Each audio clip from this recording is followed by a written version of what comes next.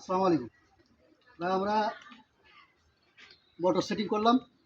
তো মোটরের রেজাল্টটা একটু দেখাচ্ছি আপনাদের।